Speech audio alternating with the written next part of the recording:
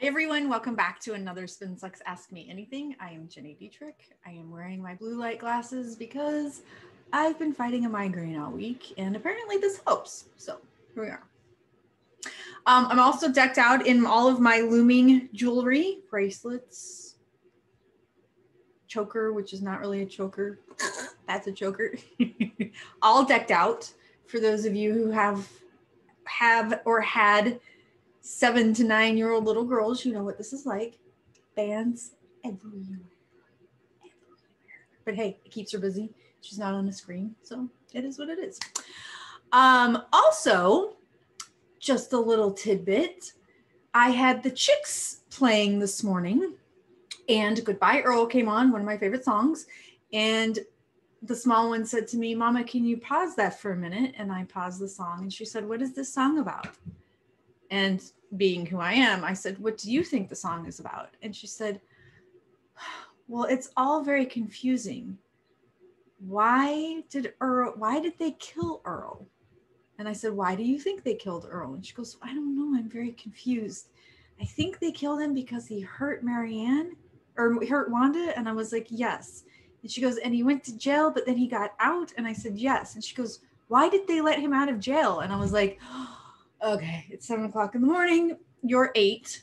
And we're going to have a conversation about domestic violence. This is fun. So that's how my day started. Hope yours is better than that. Also, one other thing I wanted to tell you before we get to the question of the week, which is we are working with a client that focuses on technology for the youth sports industry. Freaking amazing client. Love them. And on their executive leadership team is a woman who won a gold for the hurdles in 1984, Benita Fitzgerald Mosley. She's an incredible human being. The first time I met her, I was like, oh, you're amazing. You're amazing. She's inspirational. She's motivational. She's humble. She's kind. She's thoughtful. And she freaking won a gold medal in the Olympics.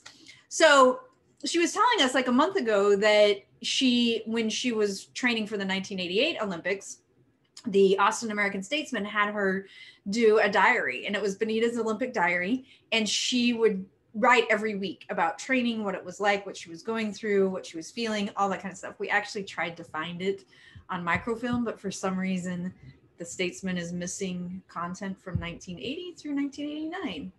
So we couldn't find it, but she has recreated it on LinkedIn. And so every day she's talking about what's happening during the Olympics.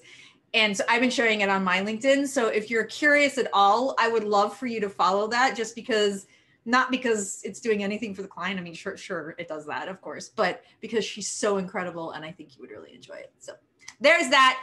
Now let's get to the question of the week, which is, oh, I moved it. Hold on, please. It is, what are your best practices for allotting reasonable time for proactive PR when maintenance and reactive work sucks up all your time?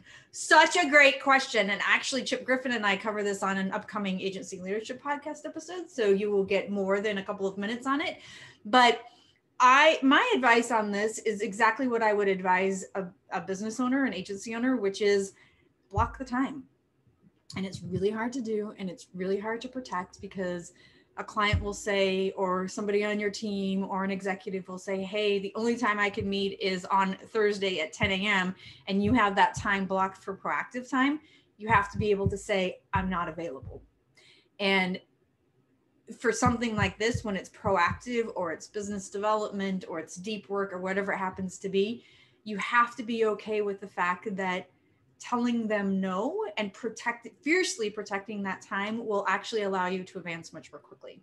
When you're always reacting, when you're always maintaining, when you're always, you're looking at email constantly, when you've got text messages and social media messages and everything's shooting across your screen and you're not actually focused, you're not actually accomplishing anything. So that is the advice that I give to all of my agency owner clients. Block the time.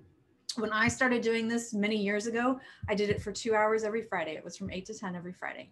And then but I fiercely protected that. And then I realized I was accomplishing so much more in that 2 hours than I do all week, that I started doing 8 to 12. And then I realized I was accomplishing so much in that 4-hour time block that now on Fridays, I pretty much don't take any meetings. There are some occasions where I'll let one or two flip in there. So I'll have an hour, maybe an hour and a half of meetings, but I do focus the rest of the day on the kinds of things that I need to push the business forward. So that is the advice that I have.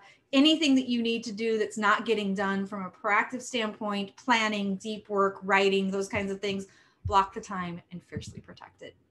If you have a question for us, you can find us in the SpinSucks community at spinsucks.com/spin-sucks-community. That's spinsucks.com/spin-sucks-community. You can drop it there. You can ask us on social media. You can leave it in a comment on the blog. You can email us. You can stop by my house and have a drink on the porch, however you prefer. I'll see you next week.